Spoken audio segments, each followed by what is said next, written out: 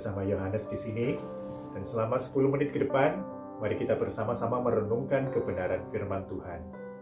Terlebih dahulu mari kita bersama-sama berdoa. Terima kasih Tuhan, kami bersyukur kepadamu buat kasih karunia-Mu, buat kehidupan ini, buat kesempatan yang masih Kau berikan kepada kami untuk kami boleh belajar kebenaran firman-Mu.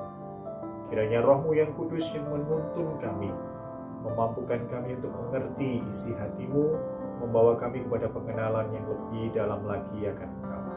Terima kasih Tuhan, di dalam nama Tuhan Yesus kami berdoa. Amin. Puji Tuhan. Mari kita buka bersama-sama dalam kitab Efesus pasal yang keempat, ayat 17 dan 18. Efesus 4 ayat 17 dan 18. Sebab itu kukatakan dan kutegaskan ini kepadamu di dalam Tuhan.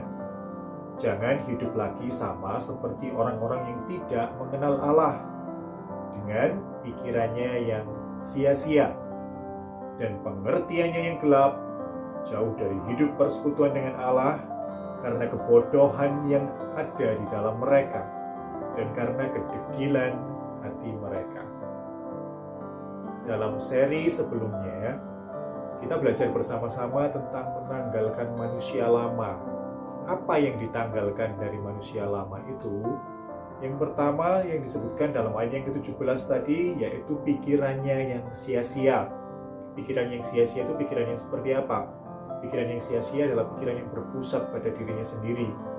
Hidupku ini, ya, aku mau isi dengan apa yang aku mau. Aku tidak mau tunduk pada hukum-hukum Allah. Jadi pikirannya sia-sia itu pikirannya apa? Pikiran yang menolak Allah. Pikiran yang menolak hukum-hukum Allah. Pikiran yang berpusat pada kesenangan diri sendiri. Dan apa yang firman Tuhan katakan tentang itu? Kitab Pengkhotbah berkata bahwa aku sudah pernah bukan hanya bermimpi tentang kesenangan-kesenangan itu, tapi aku sudah mencapai itu semua.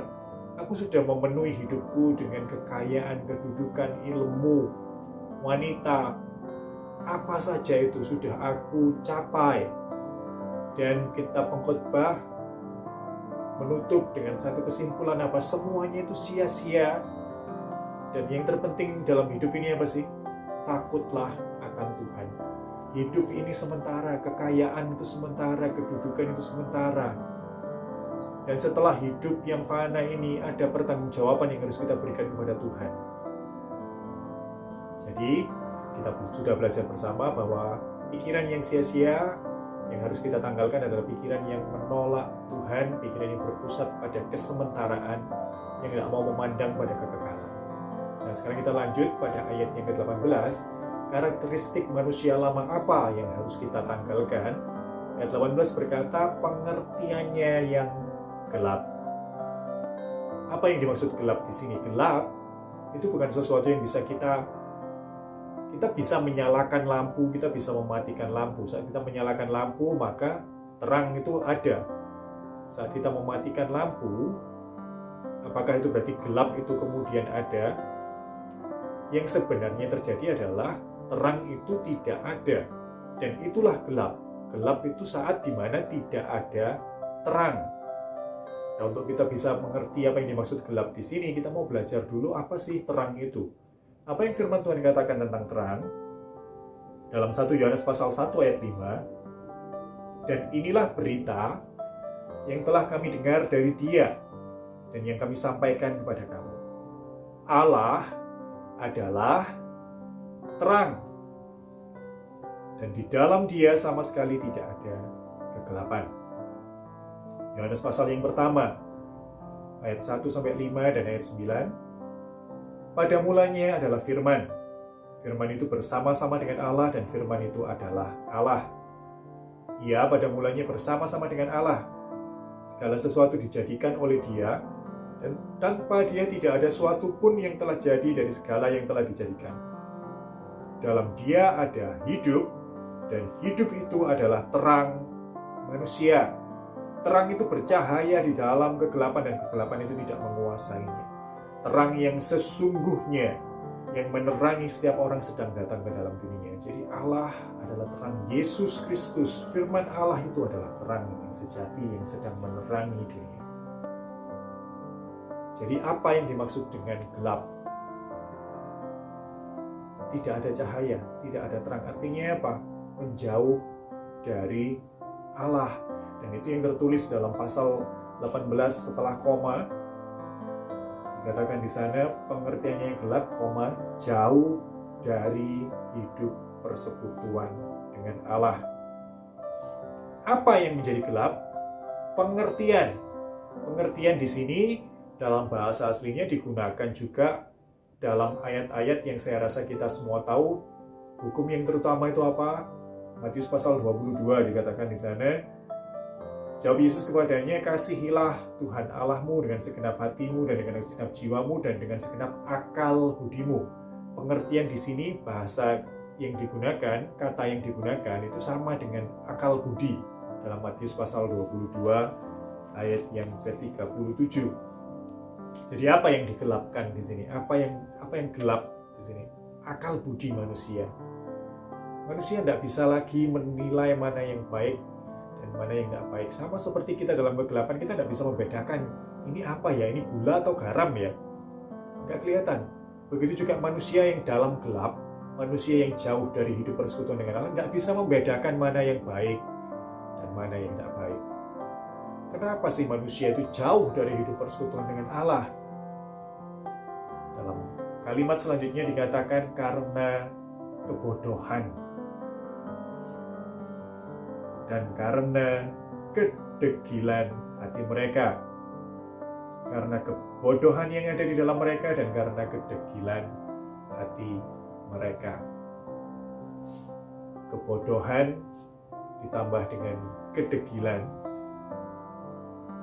Kita mau coba cari tahu dulu sih, kalau kita dengar kata degil kita mungkin asing ya. Apa sih yang dimaksud dengan degil hatinya? Kedegilan hati di sini ini sebenarnya artinya adalah kekerasan hati. Kebodohan ditambah kekerasan hati ini merupakan formula maut ya teman-teman ya. Orang bodoh kalau dia mau belajar masih mending. Orang bodoh kalau keras kepala, orang bodoh yang sok pinter, orang bodoh yang sok ngerti, ketemu sama orang-orang seperti itu, menderita hidup kita ya. Tapi ironisnya seringkali kitalah orang yang bodoh dan keras kepala itu. Seringkali kitalah yang tidak mau ditegur. Seringkali kitalah yang tidak merasa salah. Dan ketika orang mengingatkan kita, ayo saat teduh, ayo ke gereja yuk, ayo komsel yuk, ayo ikut youth yuk. Kita, tidak perlu, buat apa seperti itu. Yang penting kan saya Kristen, saya percaya Kristus, ya sudahlah. Yang penting kan saya baik, nggak merasa salah, merasa tahu, keminter, sok ngerti. Seringkali kita loh orang-orang yang seperti itu. Dan firman Tuhan mengingatkan kita pada kesempatan ini, tanggalkan manusia lama yang bodoh dan keras kepala, yang keras hatinya itu tadi. Kenapa harus ditanggalkan? Karena kita coba lihat apa yang kemudian akan terjadi pada orang-orang yang seperti itu. Dalam 2 Korintus pasal 4 ayat 3 dan 4, jika Injil yang kami beritakan masih tertutup juga, maka ia tertutup untuk mereka yang akan binasa. Mereka yang akan binasa siapa? Yang akan binasa orang-orang yang tidak percaya, yang pikirannya telah dibutakan oleh ilah zaman ini, tinggal dalam gelap, yang tidak bisa membedakan mana yang baik dan tidak baik. Sehingga mereka tidak melihat cahaya Injil tentang kemuliaan Kristus yang adalah gambar Allah. Sebab itu, seperti yang dikatakan Roh Kudus pada hari ini, jika kamu mendengar suaranya, janganlah keraskan hatimu seperti dalam kegeraman pada waktu pencobaan di padang gurun. Mari kita tanggalkan manusia yang lama, mari kita tanggalkan pengertian yang gelap, mari kita tanggalkan kebodohan dan kedegilan, kekerasan hati kita. Mari kita berdoa bersama-sama.